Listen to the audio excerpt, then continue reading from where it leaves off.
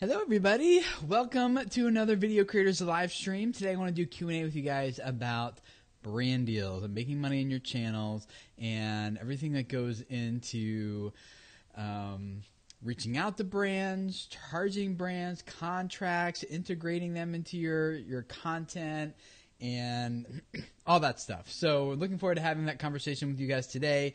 Today is just going to be a hangout Q&A time for both of us. And just like I know sometimes what we normally do here is we go through all the online video updates and status things and changes in the online platforms and things, and those links will still go up for those of you who are patrons and supporting this.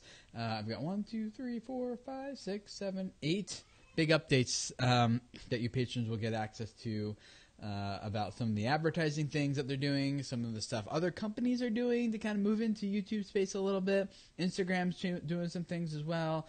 The music industry on YouTube is changing. So a lot of those, and a big report on the psychological impact of how YouTube gives people more confidence than they really should have. So a lot of cool stuff. That'll be going for those of you who are patrons here. But for right now, what we want to do is mostly just do Q&A about a lot of this stuff here together. So what we're going to do is, those of you guys who are watching the replay, I'd love to have you hit that bell icon next to the subscribe button so you get notifications whenever we live stream here at 1 p.m. Eastern Time every Monday. And those of you guys who are in the chat, you can start asking your question. Jess is here, Jess Creatives, and so is Heidi. Her channel is Scandinavian Today, and some other moderators. They will be taking your questions and putting them in front of me here in front of a document that then I can kind of make sure we hit as many of your questions as possible as we go through this, related on topic to brand deals and working with brands and integrations and money and all that kind of stuff that revolve around brand deal stuff. So ask your questions there, and they will take them. And thank you, Jess and Heidi, for being able to do that. So be a fun conversation with you guys here today. So now, yeah, good to see you guys in the chat. Cyber Guru, Sweet Case, Haunted Road Media, Mike, good to see you. Your Real Estate Whisperer, good to see you too. Divert Living, Purple Nerd, Cricket, Wilson, Harris, good to see you. Yeah, good to see you guys. Yeah, so I set this up. Steve Believe Guitar. He said, "Hello Tim. Somehow I missed the beginning and just got the notification." Yeah, what happened is I was too late in scheduling this. So normally the little tip when you schedule your live streams, make sure you schedule them a good, at least a half hour, but usually like an hour or a few hours ahead of time, so that Google can send the notifications out to people that the live stream is going to be happening. I didn't get it up. I just created the event like about 20 minutes ago, so I didn't get it done on time in order for those notifications to go out. So that's my bad. I apologize for that. So let's dig into some questions here, and thank you guys for hanging out. It's good to see all of you guys. Hey, Tom is here, and from Green Shorts, and cool. Good to see you guys. All right, first question. Jay DeRome, what are the legal requirements for brand deals in your videos? It's a good question. So whenever you work with a brand, you have to give full disclosure about your relationship with the brand. That's the key. Okay. So if you got the product for free, just let people know you got the product for free in exchange for the review. If they're sponsoring it, then let people know that they're sponsoring you. If they're not sponsoring you and didn't give you, and they have no idea you're even talking about them, you just love them so much you want to talk about them for free, just let people know that. Just whatever the relationship is, that's what you need to disclose. And the way you disclose that is, one, you need to do it in the video itself, and you need to say it pretty close to the beginning of the video. It doesn't have to be the very first thing you say. But here in the United States, the FCC is cracking down on like throwing it as at the end of like, by the way, this is sponsored, or something. No, before you even when you first talk about the brand and introduce the brand, you should let people know that this is sponsored. So I like to make it sound positive, like something like, I'm talking about the problem that the brand solves. And so one of the tools that I use is this such and such brand, and they were cool enough to sponsor this video so I can tell you guys about them and then just go on. It doesn't have to be a big ordeal. And I like to say, like, they were cool enough to do this. Like, isn't that awesome that we get to talk about this now together? Or just say thank you for them making this possible, or just something. You also, it's best if you have any links to them in the description of the video, you should put sponsored in quotes or something. Just say it's sponsored next to the link for them as well. And then there's also a box you're required to check on the Advanced tab in your video manager. If you click on that video that's sponsored, click on Edit. And then down beneath the video that appears, and then after that, click on the Advanced tab, and there's a checkbox in there that you're just letting Google know that this is a sponsored video. Now, the question is, does that apply to affiliate links or not? And I say yes, it does. Other people say no, it doesn't. But I am pretty confident that I'm right. So we won't get into all that. But even even if there's just an affiliate relationship, you should still check that box and let your audience know your relationship with the brand. So once you cover your bases with full disclosure, like the principle here is just be honest and transparent. And I found this best for working with your audience anyway, because that helps establish trust and builds credibility with people. Like I just did a sponsored video last week, you guys here on this channel, and I told people like they were cool enough to sponsor this video. It was with a brand called Magnify. And that like makes it easy for you to do consultations and connect with your audience. And so one commenter said, "Oh, sorry, I don't watch ads. As soon as you said sponsored, I left the video." And I was like, "Okay, your loss." I mean, if you don't understand the economics of how things are made for free, nothing's free. Everyone's paying. It's just like if you're not paying for it as a viewer, that means you're the product that people are selling to, right? So, but what that person missed out on then is it was hopefully a good, valuable video, because at the end I said, here's how you can connect for me for free. I'm doing free 15-minute sessions thanks to the sponsor making this possible, right? And so that person missed out. So just because it's sponsored doesn't mean it's bad and not valuable for the viewer. All right, hopefully that helps. Adam R. Fisher, thank you for the $5, man. Good question. If I get watch time on unlisted videos, would that help the YouTube algorithm push my channel? I might upload my course to YouTube and embed it. So we're going to keep these questions on topic here. But to answer that question, no, it doesn't make a difference. Watch time and views on unlisted videos make no difference on your channel for anything whatsoever. So personally, I would not do that because I would make it too easy to share your videos. Anyone with the URL could do that. I would use something else, which I could talk in more detail about. But let's keep these questions on topic related to brand deals. But thank you, Adam. Good question, and thank you for the $5. Nair Tail, how can we get sponsors with 237 subscribers? So there's either two ways to do that. Well, actually, there's one way to do that. I'm sorry. There are two thoughts in my head. One is you really can't. It's really hard, unless you have a channel you don't care about subscribers. Like maybe you have a kid channel. A lot of these kid channels do this, where they don't really have a lot of subscribers, but they have massive views. So it's not. So what brands care about isn't how many sponsors or how many subscribers they have. They care about how many people in our target audience are going to see this. So you can either have tons of views and say, hey, I get 50,000 views on a video, but I only have 5,000 or 500 subscribers.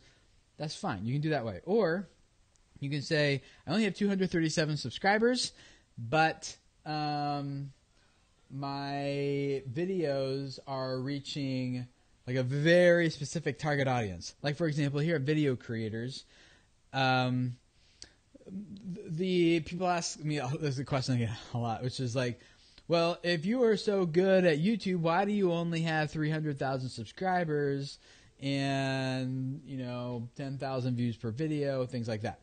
And the answer could be just as true for you as it is for me, if that's something that's happening in your channel, which is not all audiences on YouTube are of equal size, right? So if you're in like gaming, for example, or music or beauty stuff, like those are huge like niches, industries almost on their own on YouTube. You come, and so you could potentially have a very large audience there. You come to you, like where my audience here, and where it's like, it's active YouTube creators. That is that's a revolving door very quickly. People start, they quit very quickly. So that my audience will never be as big as like PewDiePie, because there's just not number of people doing it, right? But it is a very targeted audience, and so I can charge the same rate of someone who's much bigger than me in a broader niche, because how many places are you going to go to access active YouTube creators like those of you who are here on this stream, right? So the same is true for you. If you only have 237 subscribers, that's still fine if you have a very specific audience that's inaccessible through other means, or is a very highly valuable audience. So let's say 237 subscribers, but each one of them is a multimillionaire business owner who is looking to solve this big problem that this brand solves, then that could be a really good match and you could still do it. So the main things to look at here are not in terms of stats, but include stats, but also the value that you're providing. How much of an authority and thought leader are you in your industry and in your niche? How accessible is your audience outside of your YouTube channel, and the size of your channel and other things like that. So there's a lot of other things to consider besides just sheer numbers. So that hopefully goes along with Kyle and Keg's question too. How do you get a sponsor if you have a small channel? We can talk about the how-to, but first of all, I want to thank Story Greenlight for the $5. Thank you, Jeff. You guys should check out his channel if you haven't already. So whether you're watching the replay of this or here, you can click on his channel there in the chat and go check him out. Really good channel for YouTube creators who are learning how to tell better stories through their video editing. And he's a Hollywood video editor, and so knows a lot of that stuff. And really good stuff on his channel. So I watch a lot of them, so I definitely recommend you guys too. Why do people make such a big deal about not a sponsorship? Are there issues if people think you're sponsoring a brand when you actually aren't? Yeah, it goes back to what I was saying in the beginning, Jeff. It's just giving full disclosure. You just need to be upfront and transparent about your relationship with the brand, even if there is no relationship. Now, you don't have to do it every time and all the time, but I do I don't have to give disclosure about the brand of this shirt. Like, this shirt and this hat are not sponsored. I don't need to do that. But anytime when it feels like I'm talking or promoting something that could feel like this is sponsored or not, is this, what's the relationship between this creator and this brand? Because it looks like there could be a vested interest from the brand in this video. And if there is, that's when I think you should just say what it is. And that's the important part there. Brian Unbox, $10. Thank you so much. I really appreciate it. There's no question or anything with that, but I really do appreciate you guys, and the super chats are awesome. Thank you so much. Kyle and Kegs. So how do you get sponsored if you do have a small channel? So the way to get sponsored if you do have a small channel is $5 from Tokis Entertainment. Thank you, you guys. Yeah, you guys are awesome. So the way to do that is I would start by sponsoring yourself, kind of. How does that work? How do you sponsor yourself? That is, the reason a sponsor would come to you and say, "Can I pay you to promote my product?" is because your audience is going to buy a product from that brand. And the brand is banking on the fact that if they pay you $100 to promote it, they're going to get $500 in return in sales. Otherwise, the math kind of breaks down for them, right? So if that's true, then I think, well, how about I just make my own product? Then I don't need to keep going from deal to deal to deal and looking for someone else's stuff to promote. I can make something that I know my audience will love, that is directly in line with the value of why they're directly aligned with the value that they're getting from my channel, and how what could I make to do that? And then you get to keep 100% of the profit. So instead of taking the $100, you get to keep the $500. And when a brand does come along who wants to sponsor you, you can say, "This is how my audience converts." You know exactly what it takes to get a sale. You know, you have more data, and that looks really good to the brand, and you can charge more. It's another one of those factors that helps you charge more. So when I work with brands, I can charge more than most people, also because I have my other stuff that I can sell. And the brand needs to pay me something to at least make it worth my time, because if I'm going to take the time to promote something to you guys, it's either going to be one of my own things that I get to, like something like my 30 Days to a Better YouTube channel ebook, for example. I know approximately how much I'll make if I promote that in a video. So the brand needs to pay me at least that amount or higher in order for it to make it worth my time. Otherwise, I'll just go promote my own thing instead. So it's a small channel. Just create your own product. And if you get like one sale for $30 in the month, that's way more than you would have gotten for doing some free product just in exchange for something, right? So that's the way I've done it. Jess Creative says in chat, I got a sponsor before 1,000 subs. It was a service that I had actually already done a video about and was a perfect fit for my audience channel. That's exactly it. That's exactly how to do it, Jess. It's connected to why their people are subscribing. So don't just go to merch and like T-shirts and iPhone cases and slap your logo on stuff. That's not what we're talking about. We're talking about what Jess said, which is I made a video about something I'm doing, a service I provide, and the video provides value, but then that can lead to a transaction in some way, whether it's a product or a service or something like that. So great example. Thank you, Jess. Board shorts. Thank you, Tom. $10. Why do brands like I never know how to say that word. Ryobi Power Tools, I don't know, for example, that already do a fair amount of sponsorship tend to be open to sponsor more creators, or are they prone to say we've got enough, thanks? I don't know that specific brand or what their strategy is. I mean, I know the brand, but I don't know about their strategy of sponsorships. My guess is that it's not really about the number of sponsorships that they're doing, and it's probably more about they're open to doing sponsorships with creators where it makes sense for them to do so. And so if you come to them with a pretty fine argument about a good pitch about why you should work with them and they should work with you, then maybe that's probably more likely going to make a bigger impact than, just because they are open to more sponsors, more prone to say, yeah, we've got enough, thanks. I would think it'd probably be the other way around. They have enough sponsors. They're already doing actively doing sponsors, so they already have systems and processes in place for managing that. So they're probably more likely to say yes, as opposed to a brand that doesn't have systems and processes, and they're going to have meetings about should we do this or not, and you're going to have to do like lots of phone calls. Those might actually take longer to do. I'm not saying they're not worth it. I do those, but it might be something to consider there. Hassan Sharif. My question isn't regarding brand deals, but I live in an area where monetization isn't available. Changing my region help with monetizing my channel? I would not do it. The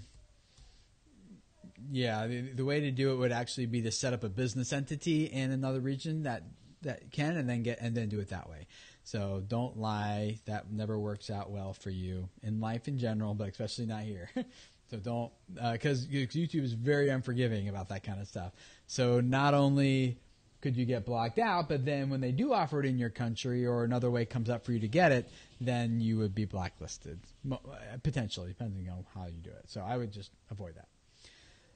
Stan Banks, thank you for $5. I was offered $2,000 a month and a 5% commission. Basically a sales job, but I keep total control of my channel.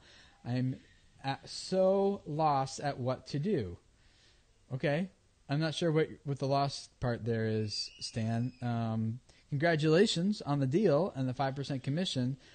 So if you're lost at like how to land that contractually, absolutely, and this goes for everyone, not just Stan, even the small guys doing something for free, you need to hire a lawyer. And it might sound like you're losing money, but you can read the contract and think, I understand everything is here. The more important stuff are the things that's not in there that need to be in there. That's what you need a lawyer for. If you pay $250 for a contract review and they help explain it to you and everything and help you and negotiate on your behalf, it always works much better negotiating wise. You can make more money, but you'll save yourself a world of headache. I have so many stories I could tell you, but suffice it to say, Stan, you really need a lawyer. And unless you are a lawyer yourself, but otherwise you need to hire one. And then you would also need, if the loss is what to do is like, I don't know what kind of content to make or something, then that's a creative problem. It's a creative strategy you need to kind of figure out. But yeah. Tokus Entertainment, thank you. $5. I have 3,000 subscribers. How do I get brand deals? It is a DJ niche channel. So one, yeah, you can start by making your own, like we talked about, your own product and be your own brand. Two, a lot of these things is just about relationships and trust with brands.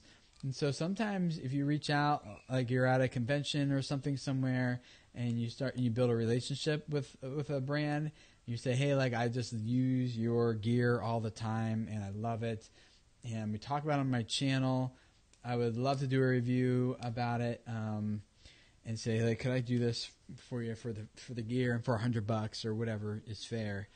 I would just start there, but yeah. So yeah, if you're a small channel, it's not that you can't do them, but some of those other elements we already talked about need to be in place. So yeah, that's what's important.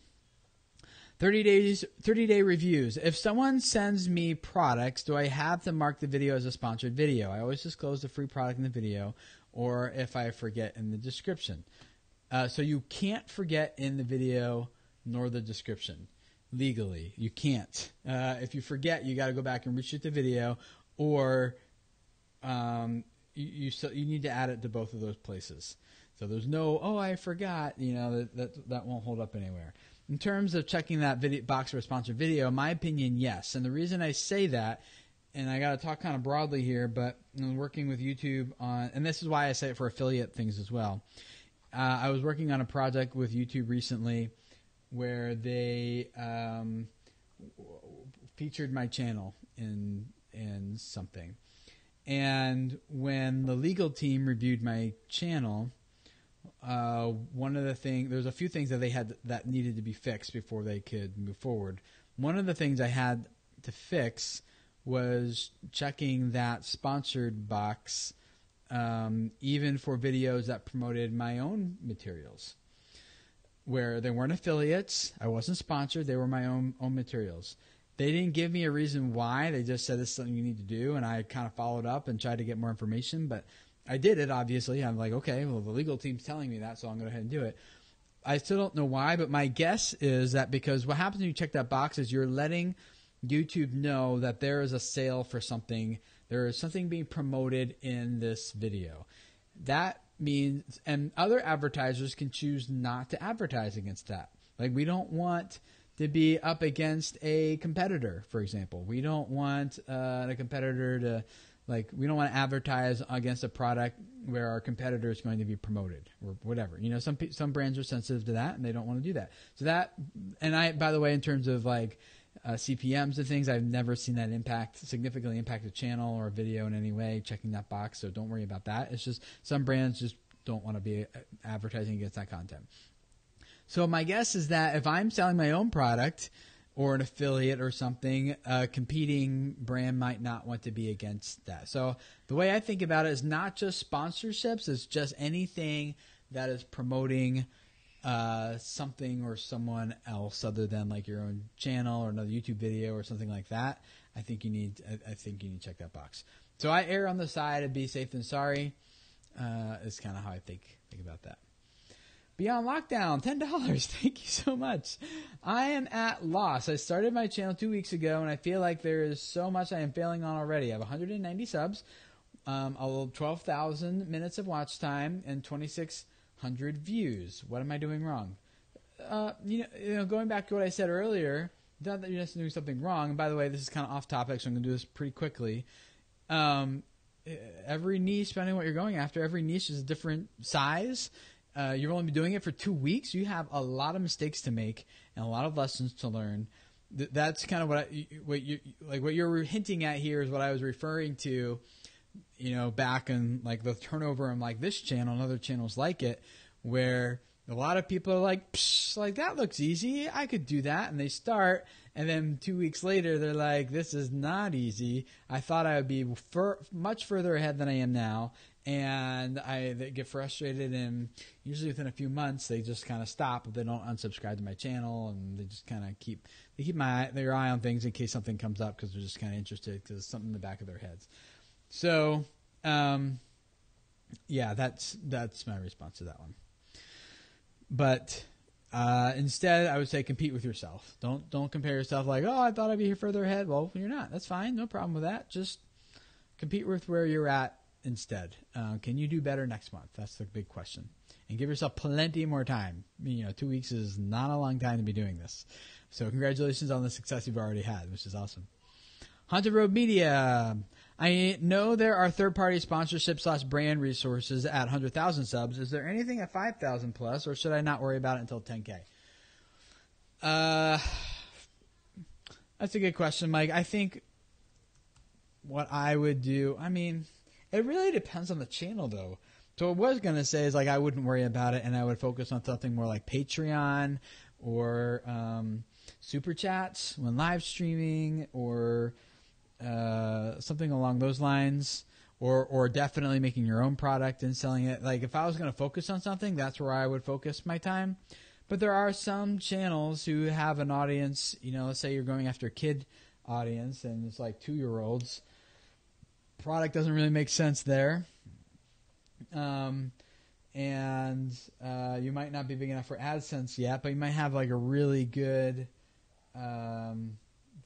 really good corner on like a specific kid, or, like let's say I'm making this up, like it's Spanish kids in a certain area of the United States who have parents at a certain, like whatever is very specific, then yeah, you go after a sponsorship if you'd like. But when you're talking about some of those places more like FameBit, for example, those types of marketplaces, that's great. A lot of people get their start there, and so I don't have anything wrong with them. But if you're not up to 10,000 subs yet, which is their minimum threshold, then you can't sign up yet. So, yeah, I would either, if this is me and I had less than 10,000 subs, I would have definitely made my own product already and done that. 2, I could start forming relationships personally with brands, and like that would be really good, and going that direction. And 3, focusing on things like Patreon and stuff like that instead. So, good question. Let's see. Miss Moon TV. We are not monetized yet, waiting for approval, but have been getting a lot of brand interest. Is brand deals more lucrative than AdSense? It better be, or else you don't have any reason to do the brand deals, right? So yes, the brand deals should be much more lucrative and pay much more, because they're not just paying to interrupt your viewer before they watch your video. Their brand is integrated into the content, and you're adding the credibility of your voice and the trust that you've built with your audience. You're lending that to the brand. So those are, I would definitely, that definitely will pay more. Jack Sloan, how do you handle 2 competing brands that approach you around the same time for the same type of deal, like free products to review? I just go with whichever one I like best. Now, the way I do this is, maybe you guys notice I don't do a lot of brand deals on my channel. 1, because I have my own products to sell and things to promote. But 2, I do get around, let's say, I haven't done the math on this, but it's probably close to 3 to 5 brand deals brands reaching out to me every week. And some of them have just like a mass email or something. They've clearly not even looked at my channel. Like, hey, Tim, we think you'd be perfect for this beauty product. I'm like, are you serious? Did you even look at my channel? I disagree with that. But But some of them are like worth following up on, and most of them I ignore because one, it's either going to take a lot of time. I can just tell, like, in order for me to be able to review this product, it's going to take a lot of time to figure this out. And if you value your time, which I do, and you should as well, just because there's money involved doesn't mean it's worth your time. And then some of them are just not products I would use. And so my principle is I only talk about products that I would probably talk about for free anyway, just because I know they're at that level, they would be that valuable to you guys. And then two, I only talk about, and the reason I get to that point is because I only talk about them if they're brands that I personally use and would recommend. So for example, I got halfway down the road doing a brand deal with a free royalty-free music library, which you guys always respond very positively to. Whenever I introduce you to new royalty-free music, you can use on your YouTube videos. And, you know, the service was fine, but it just wasn't great. You know, it's kind of like there's a lot of royalty-free music libraries out there, and if I want to promote one, I don't really want it to be this one because it's okay and they'll pay me, but I don't think this is a library that, if I were in your shoes, I don't think I would pay money for this library if I already know that some of these other ones exist. So I said no. I mean, I put my time into it and we checked it out. So I actually, that was a loss. I invested the time of me and my team investigating, using the library ourselves for a while. And then at the end, we're just like, no, we're not using this. So that was a loss.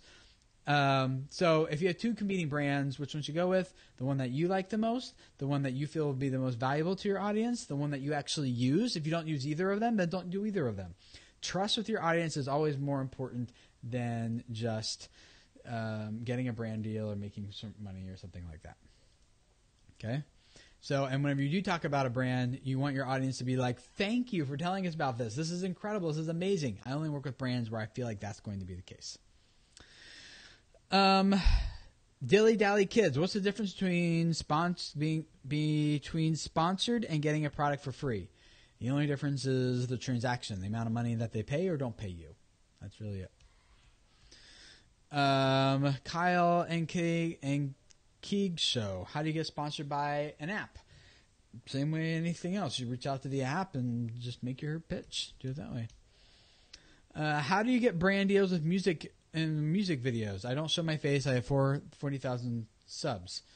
Showing your face or not isn't the issue with brand deals. With music brand deals, comes back to the same thing I talked about. You got to start building a relationship with the brand.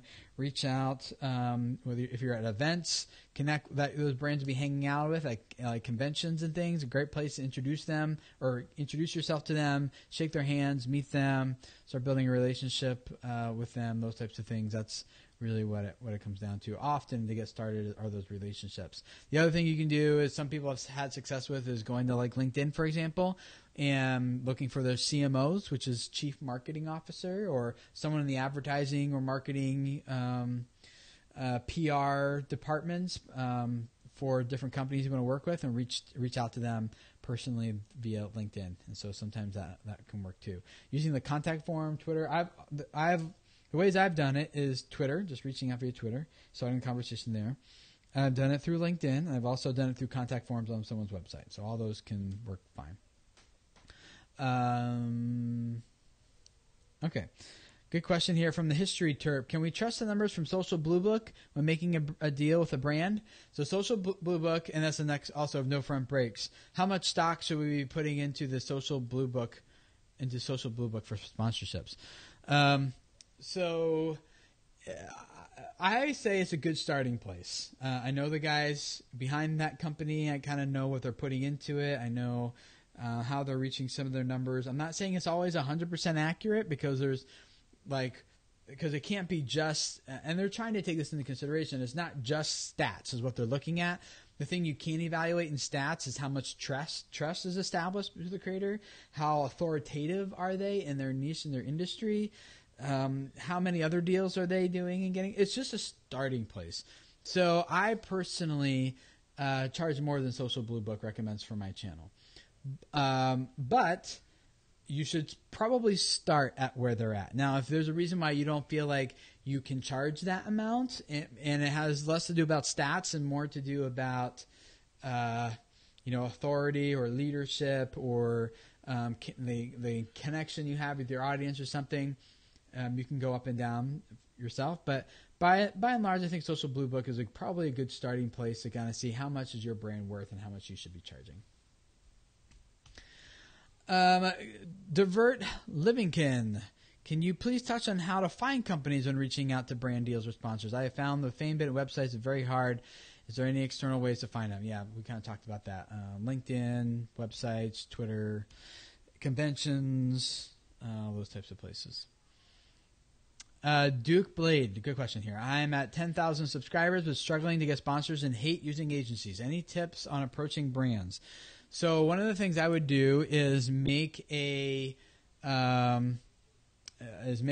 pitch deck for a media deck, a media kit. There's lots of different names for it, but make something that just summarizes your channel and pitches it to someone in the target audience. Now, there's a lot that goes, and the target audience would be these brands.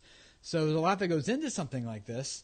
So I would recommend you guys search my channel and just search for media deck or brand deals or something, and you'll find it. It's a video that I actually give you a sample media deck that you can take and look at. I think it's my old one from my family's channel. And I walk you through the principles of what I'm doing on each slide in there and how to make your own.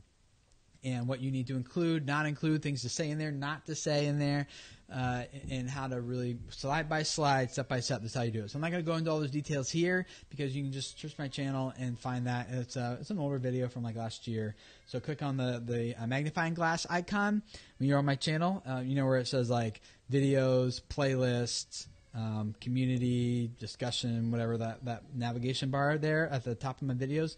Click on the search magnifying glass and type in like media deck, I think, and you'll find it. So that's what you should do. And then use that when you're reaching out to brands. Green Shorts, thanks again, Tom. $5. Joe Scott answers with Joe at is that? I don't think you mean 2 million subs. I think he's almost at 200,000 subs.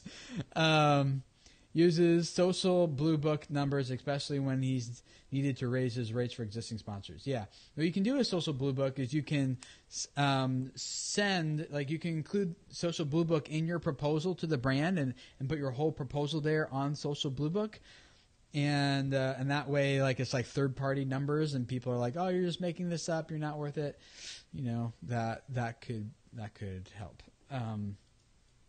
So, yeah, you could do that too. Thanks, Tom, for suggesting that.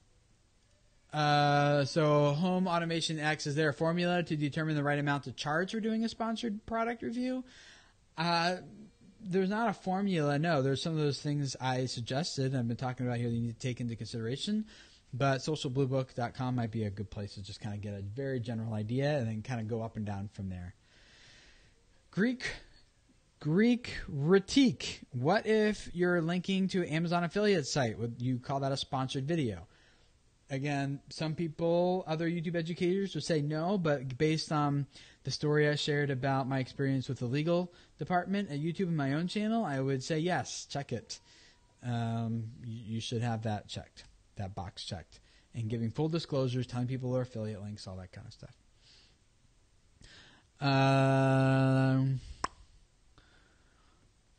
Jasmine Hatch, does signing up with an MCN get you monetized faster? No, it doesn't.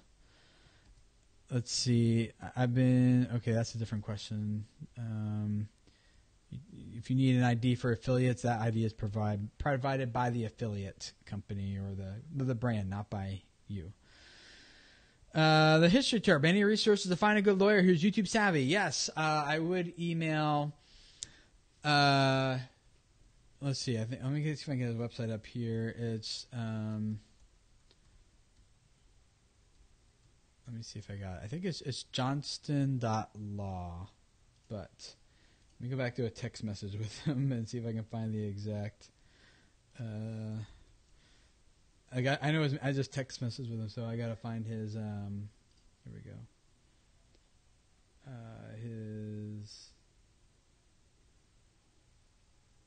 His exact. It's johnston.law. So Johnston.law. J-O-H Johnston.law. There we go. Yeah. Johnston.law. There you go. So JOHNSTON.LAW. So that's where I would go. I'll put that link in chat for you guys. So I'll be seeing him tomorrow, actually, at an event in California. So I put his thing there. So he is Jeremy is a YouTube creator himself, over 1 million subscribers, around 50 million views a month on his family vlogging channel, and has transitioned. He left his law firm he was working at and started this new law firm, specifically just focusing on YouTube law. So I would recommend you check that out, and he would be helpful for you there. So good question. Auntie Tay, what is the rule of thumb for setting a price on brand deals? Pay per views, pay per video. Example would be a video of 50,000 views. I personally don't do it based on views. I think that's one metric to take into consideration because that's a metric the brands typically care about. But you really, the way to make the most money at this is to be one of the most authoritative voices in the industry with a very well-established brand that people recognize and know about. And they say, yes, I could work for this other guy for cheaper, but your voice is worth more than theirs. You have more authority. You have a better relationship with your audience. They're going to convert better. We would rather associate our brand with yours instead of this one, and we will pay more for that. So it's not just about views, which is one of the downsides of something like Social Blue Book, but it is a good place to get started. So the way to reach that number is just start with something like Social Blue Book suggests, and then go up and down, if you need to. Like if you're working with a brand that you just really want to work with, but they don't have the budget to work with you, but you're like, I don't care, then you could do that. It's your prerogative. Or if you do and you find people are saying yes consistently without batting an eye, then you'd be like, okay, maybe it's time to up my price and charge a little bit more. So you could do that too. Sometimes what a brand is asking you to do in the promotion will cost more than what another brand is asking you to do in the promotion, so you'll have to charge more for that. So, for example, the one I did last week not only included the promotion for the app, for the Magnify app, but it also included a lot of 15-minute free sessions, one-on-one private sessions inside the app with you guys. So part of that promotion required more time from me than just promoting the app. It was promoting the app plus spending 6 afternoons available inside the app just to connect one-on-one with you guys in private video calls. So that requires more from me, so we charge more for that. So I hope that helps, Auntie Tay. It's just not a simple like every 1,000 views you charge $5 for or something like that. It's not quite as straightforward. Jazzy Puppet, I get too many free product review offers. What's a polite way to say no thank you without sounding ungrateful? Just say exactly what you just said there. You said thank you for sending for the offer to send me free product. I get offers like this. I frequently get offers like this, and I can't possibly do all of them. And so if you're interested in doing a paid sponsorship opportunity, let me know. But otherwise, thank you for reaching out. And just kind of leave it at that. So, yeah, just say no. I mean, you have to. Otherwise, you guys need to make this financially sustainable, right? A lot of good questions here. We talked about a lot of these. How to price yourself, how to find these deals. What do I need to say? Stan Banks, what do I need to say in all my videos are sponsored? And then every single one, you just need to give full disclosure, thanking the brand, saying that it's sponsored, saying, you just need to let. So in terms of actual words to say, the thing I said, which is what I say is, I talk about the video, and then I talk about the brand.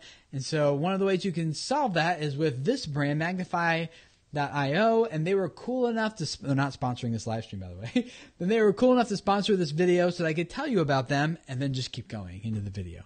So you do need to say something like that. Groomer. I recommend a lot of products in my grooming demos. Do I need to clarify that they are recommendations from me, not sponsored? Yeah, I probably would. And then, again, how to be long, I would just say, just full transparency is just a good idea. It earns trust, establishes credibility. So saying, hey, I recommend using this brush for grooming. I'm not sponsored, but here's where you can pick it up, and I just recommend it. Just say that. It doesn't have to be a big deal. Corey Fiasco, if I have affiliate links in my description, do I need to check the sponsor box? I say yes. Again, going back to the story I shared with my stuff with the legal department at YouTube. Boone builds toy replay. Hey, Boone, where does the line get drawn with that? Is it only videos where you're actually selling your product, or any video where you give people an opportunity to join your email list or mention Patreon? That was the thing I was reaching out, trying to learn more about, and I didn't hear back, and they wouldn't give me more information. So I think things like joining your email list is probably fine. I think things like Patreon is probably fine. I think things like with a direct product, like lead to a product for a sale, whether it's yours or an affiliate, I think that box needs to be checked. I think that's, in my understanding, kind of where we're at with that.